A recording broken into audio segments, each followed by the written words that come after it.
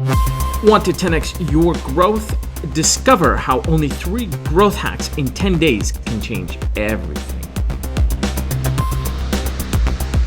Welcome to the 10-Day Growth Hacking Challenge with your host, Nader Sabri. Today, we're here with Amanda Gonell, and she is coming in from Queens, New York. She's shaking up the beauty business from the ground up. She is a professional who's been working on 3 different levels. One is in beauty, medicine, and the other is energy healing. She's combining the 3 into a single offering, which is a unique new type of niche. And she's going to be tackling it from a very interesting way. To learn more about her, get more information in the description below. To go into more depth, go to the first video, which is the kickoff. And today we're here on hack number 1. Amanda, how are you doing today? Hey, I'm feeling great. Happy to be here. Awesome. Awesome. Energy's up, energy's pumped. Energy's up, energy's pumping. Good. That's what I want to see. She's been sharing a lot of information with me, so we got a lot of cool stuff coming here. All right, Amanda, tell us hack number 1. What is it? What happened? What were some of the results? You've done some experiments. You've already looked much deeper into some of the things we talked about, and you've been getting results. So let's talk. Tell us what it is. This is amazing. Okay, so the last time that we spoke, we were talking about finding something that I can continuously post, but it has a theme. And so the theme that I came up with was product reviews, something that I can kind of like interact with my clients and my social media, but at the same time, I can try different things so it never gets boring. And so I went into a local Dwayne Reed and I picked out some products that I knew were, affordable and that were easy, accessible for everyone. And I kind of like put it into play for like, hey, this is good for this. This is good for this. And then I went and I tagged all of the brands. I got such a great response. My views are going up. I can tell that there's more interaction now. So I'm definitely going to go in that direction. Awesome. Because the signal was there. So the signal was there that you had mentioned. Beautiful. And so I'm gonna keep going in that route, and then decided, like as you told me, to create a calendar so that everything can be organized, because people, they tend to really like that. It seems that they really like that consistency. So getting a way to have a theme that takes a lot of the it takes a lot of the brain work out, and then you can kind of just work and then post, right? And it's it's been very good. Thank you. Excellent. Well, I love the fact, guys, as a reminder, remember, we're always looking for signals, not results when it comes to growth hacking. And Amanda has done exactly that. Because of her approach of looking for signals, she got results. and that's what's happening. And she sent me the tutorial actually as a raw video. And one of the things that jumped out at me, and she literally just said it right now, she went for affordable products. And that is super crucial because you're talking to the masses, which means whatever you're about to do is going to deal with scale, or at least benefit from scale. These are not high-end, super expensive products that I need to go research or have to go buy from a special place. These are things that, and by the way, I don't understand beauty at all, but I got it when she showed it to me, and I was like, okay. You did, yeah. I was like, this is good because, a layman can get it. It means you're on the right track. And the fact that you enrolled and engaged the brands themselves, I think is an absolutely brilliant way to do it. And I will challenge you to think about, how do you enroll these brands in even deeper?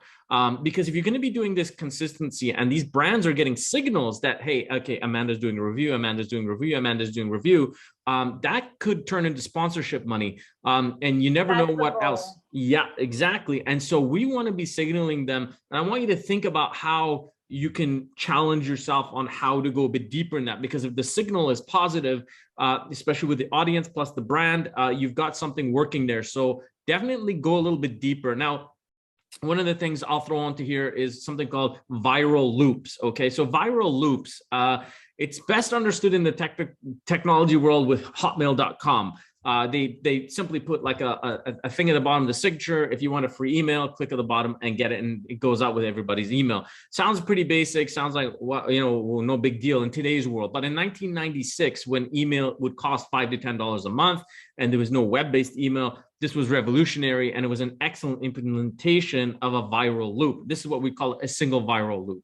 A single, double, or triple viral loop is where we are able to not just go viral, but we're able to create different loops. Meaning, if I get the first generation of people in the first loop, how do I move to the next, second, and third? Getting to a third generation of a viral loop is difficult. It's not easy to do, but there are tools out there, and there are tools designed for Instagram, which I will point you towards later on, where you can build giveaways. And even if you were to pay for it, because these are just low cost items, just to get the followership, because instead of you buying advertising, you can give away the basket, which you would make and brand yourself.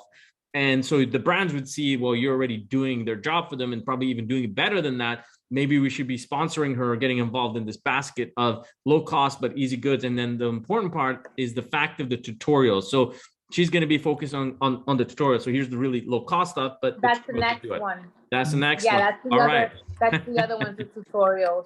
And I have to, add that, it's a really technology-based kind of world out there right now. For people who are not jumping on the trying to get sponsored and trying to like use the internet as a means of like a resource for income, it's a really like it's a real like it's kind of a bummer, because that's kind of the direction that we're going in, and you think that it's saturated, but it's really not, because we're changing how we market, and we're not doing commercials. No one watches TV anymore. So it's like, you got to hop on the bandwagon. No, 100%. And I think you're 100% right. I mean, doing these product reviews, if you're doing this once a week and then you're cutting that into your calendar, and you had some other ideas you were telling me about earlier, if you can share with us, I mean, some of the other content ideas. And again, just for those tuning in, the content ideas are going to be designed in verticals where they would be a theme per day, meaning every Monday, this theme, Tuesday, this theme, and so forth. Give the audience some of the ideas that you had and how you plan to go about that level of content. So pretty much like the product reviews, and to kind of like, and it's not just products from just big companies, but a good way to involve like local small businesses as well that are trying to get their products off and going. I would love to be able to help the community. I'm very community based. I want to also do like a healing with friends, because a lot of your community tends to do similar things. So like energy healing, there's many different ranges of energy healing, right? And there's also many different forms. So you can heal with art, you can heal with skincare, you can heal, just kind of like opening up that community up to my crowd, and allowing them to explore different options. At the same time, I'm kind of enjoying my life, but I'm also creating content at the same time. I got a super quick question for you. When you use these affordable products, can you apply some of the other energy healing formats with those affordable products? What, like in terms of like the actual products, like maybe, for example, like an essential oil or anything? Well, is the energy healing related to any of these lower cost or affordable products at all, or are they independent of each other? They're not related. So I would say, I mean, the energy healing comes in just like the practitioner, which is, me, and branding, that is the main focus of everything. But with the products themselves, it's really just allowing the community to see that in every kind of like budget, there is an option. So a lot of people, I'm associating healing yourself inside out, but it's still focusing with the appearance. So going into Dwayne Reed or going into maybe Target and showing people that they can still use products that they can afford, that will give them similar results to, like, for example, La Mer or Clinique, things that might be out of their budget. It just kind of rounds in, like, kind of bringing in that community. Well, there's two things I'm going to challenge you on here where I think there's some very significant growth hacks. Okay. If you had these affordable products, you put them all together, and let's say they all cost $10, but if you were to buy the equivalent in some of the bigger brands, and that was $200 or $300, I think you should mention that in your content. Say, I'm going to show you a technique that would normally cost you $300. That's only going to cost you $10. That works. Okay. That's super crucial. I like that. Yeah. Yes, super because crucial. I was actually thinking about that.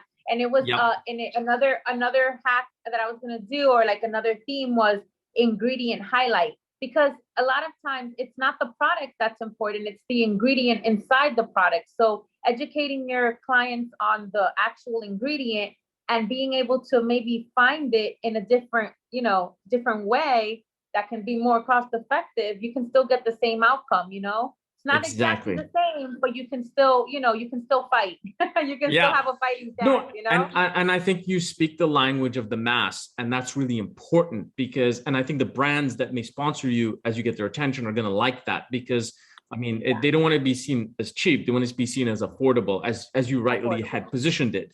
And being affordable means it could be 10 times cheaper or more than that would be if you'd done all the other things. I think you will be speaking the language of many people. The other thing that I would challenge you on is if the products that you're going to be highlighting can associate somehow with the healing, your content will be very unique. You'll have a very unique niche if it is possible. That's why I asked if they're dependent or independent. So if there is a dependency or some form of an association between a product and the the energy healing technique, that is going to make that product brand look very different. And that might be a unique niche that brand may be interested in. They may have never thought about it, or they may be exploring it and you don't know about it. To you, it's authentic because that's what you're about. Play that role because it makes you stand out in the marketplace, and I think it can go really far. So I would challenge you on those two levels. One is the cost factor, how much it would have cost with the other products, and with your products, how much you do the same outcome. The second part is that if there's an association between the energy healing and a specific product, create that association, even if it's like a slight association, but it allows you to really build. No, I get it. Yeah, that's really good. Because I mean, in part, it all makes sense. A lot of these brands are more medical and they have a lot of chemicals, but now they're trying to go more in towards like the organic and holistic, because everybody's all turning green, and that's wonderful.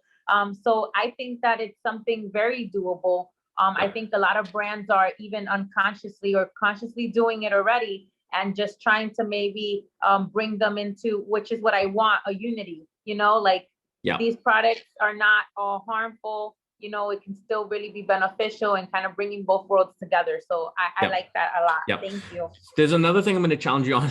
I'm going to give you a lot of things here because I think you're onto something. So the next challenge is like creating Amanda's top 10 list. And so you create categories and you've got this list, and products that make it to that list would be products you'd highlight. And that would be part of the way of not just getting the brand's attention, but you would be working in the favor authentically, of course, in that of the audience. And saying, that's really great. Yeah, because I was thinking that I was like, if I start testing out all these products, I'm going to get lost like everyone else is, in the sense where I'm not going to stand out. But then I also have products that I really truly love, and they're like top 10. So I like that. There you go. 10, yeah, top 10. And then create categories with time. So these can be like Amanda's top 10 favorites. And then you've got your top 10 XYZ category, and you would just use that. And it's just a way of people popularizing your brand using these top 10 lists. And so people would be following you because of that. And the brands will love that, because you're actually giving them a benchmark indirectly and where they actually are working compared to others. So yeah, that's awesome. Okay. So I know we took a bit of a tangent on that one because there's quite a few different micro challenges there. And I see you're taking notes, putting them in the book. Awesome. Keep it going, because I know one hack can lead to several others and they all combine and work together. Going back, of course, to our topic, I mean, any other content ideas that you had that you wanted to share with us that you'll be developing as you move along? Well, the tutorials, like I remember we were talking about the do-it-yourself tutorials, and how everyone is so they love that, and it's so wonderful. So I'm trying to stay genuine in the sense, because I am for DUI, but then at the same time, because of the whole medical field and my expertise, I also have noticed that there is. I'm sorry. Did you put out? I'm sorry. I've also noticed that there's some DUIs that just, it's not a thing, so it's not going to help. And I really want to kind of like allow people to understand, like, okay, you can do this, and this is good for this. This here, this is not real. This is in your head. You're going to take the lemon, you're going to squeeze it, you're going to put it on a salad, and then you're going to call me or someone else and actually get some real help, you know, because it's becoming, it's like, where does the DUI, like do it yourself, like where is it helpful and then where is it hindering? Like it is, you know, there's there. So I want to kind of create like DUI versus needs help, and then there's like the skincare do's and don'ts. So I think that's an awesome checklist in itself, where you take a topic and you're like, here's where DIY works and here's where it doesn't. And that is super educational. I mean, no one's doing that. Yeah, I haven't seen that. I mean, they're even creating like weird like lies now, and it's so weird on TikTok where it's like a DUI and it's really a hack, like a host. Like it's like and you should grab those and debunk the myth, and that could be part of your content. Like you can be talking debunking the myth, right? So people following debunking the skin myth, yeah, right. So this, I mean, you can see like this can just keep going and going, and it's awesome with the level of creativity, awesome creativity.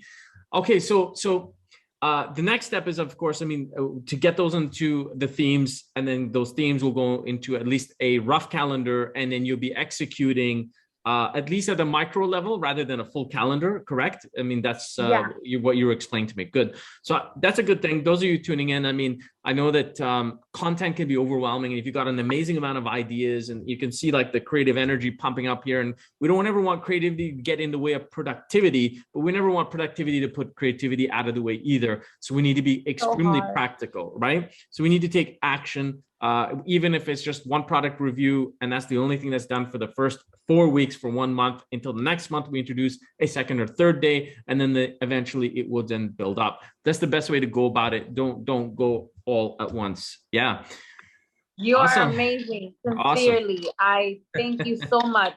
It helps so much to have like someone keep you on track, or like have this, like, you know, the book and everything that you have, that just kind of, it's a lot of things that we already kind of know, but in the middle of, like you said, creating, and in the middle of doing all this stuff, you forget, and it can all end up turning into a big ball. A big ball of mess. Yeah. A big ball of mess. Exactly. So we want to turn them into growth hacks, and we want to get results. And as you very well did, you found the signal, not the result. And now you're on your way to using that in hack number 2.